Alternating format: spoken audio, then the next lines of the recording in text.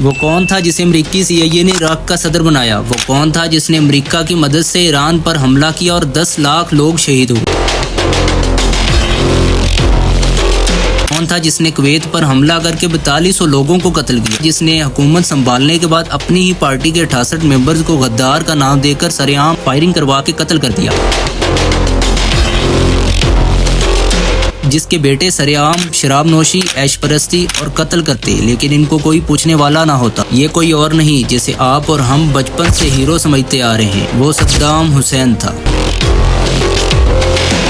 دوستو، کہانی کچھ یوں شروع ہوتی ہے کہ امریکہ کی یہ روایت ہے کہ وہ ایک شخص سے گنڈا گردی کرواتا ہے، مگر جب پانی سر سے گزرنے لگتا ہے تو خود ہی اسے قتل کروا دیتا ہے۔ کچھ ایسا ہی صدام حسین کے ساتھ ہوا۔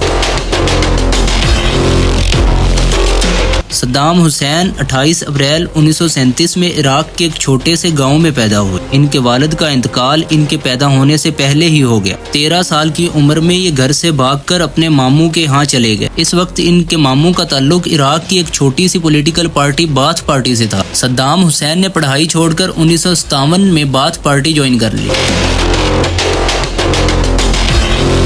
اس وقت یہ پارٹی CIA کے ساتھ مل کر عراق کے اس وقت کے موجودہ پرائم منسٹر عبدالکریم قاسم کو قتل کرنے کے منصوبہ بنا رہی تھی، اور اس کام کے لیے انہیں ایک بہادر اور نڈر نوجوان کی ضرورت تھی، تو انہوں نے اس کام کے لیے صدام حسین کو چنا۔ صدام حسین نے 1959 میں پرائم منسٹر کی گاڑیوں پر حملہ کر دیا، لیکن وہ بچ نکلا، تو مجبوراً صدام حسین کو ملک چھوڑ کر بھاگنا پڑا۔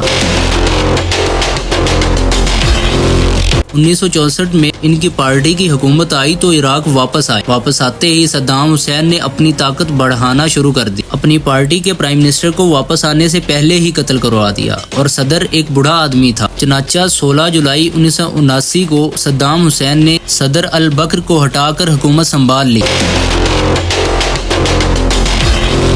صدام حسین نے 22 ستمبر 1980 کو امریکہ کے ساتھ مل کر ایران پر حملہ کر دیا۔ اس حملے کی اصل وجہ یہ تھی کہ اس وقت ایران میں آیت اللہ خمینی اقتدار میں آئے تھے، اور مڈل ایسٹ کے باقی ممالک حتیٰ کہ عراق میں بھی مقبول ہونے لگے، اور صدام حسین کو سب سے زیادہ اسی ریولوشن سے خوف تھا کہ وہ کہیں اپنا اقتدار کھو نہ بیٹھیں۔ چنانچہ انہوں نے عراق پر حملہ کر دیا۔ دونوں ممالک کے درمیان 8 سال تک جنگ جاری رہی، اور اس دوران دونوں ممالک میں 10 لاکھ لوگ جاں بحق ہوئے۔ صدام حسین نے اس جنگ میں ساتھ نہ دینے والے عراقی شہریوں پر بھی حلابجہ گیس اٹیک کیا، اور 3200 لوگ جاں بحق ہوئے۔ یہ جنگ 20 اگست 1988 تک جاری رہی۔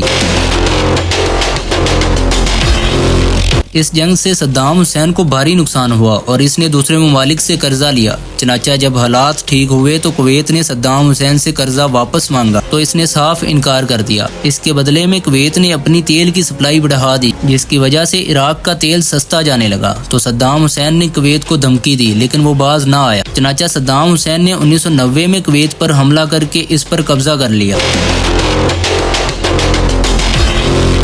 اب امریکہ نے آپریشن ڈیزرٹ سٹارم شروع کر دیا۔ یہ ورلڈ وار 2 کے بعد دوسرا سب سے بڑا فوجی اتحاد تھا، تو اس فوج نے صرف چند دنوں میں ہی کویت کو آزاد کروا لیا۔ کویت سے واپسی کے وقت صدام حسین نے اپنے میزائل اسرائیل پر داغ دیے، کیونکہ امریکہ کے دور ہونے کی وجہ سے وہ امریکہ پر تو حملہ کر نہیں سکتا تھا۔ چنانچہ اس نے امریکہ کے دوست اسرائیل کو نشانہ بنایا، اور یہی وہ وجہ تھی جس کی وجہ سے اسے مسلم دنیا میں ہائپ ملی۔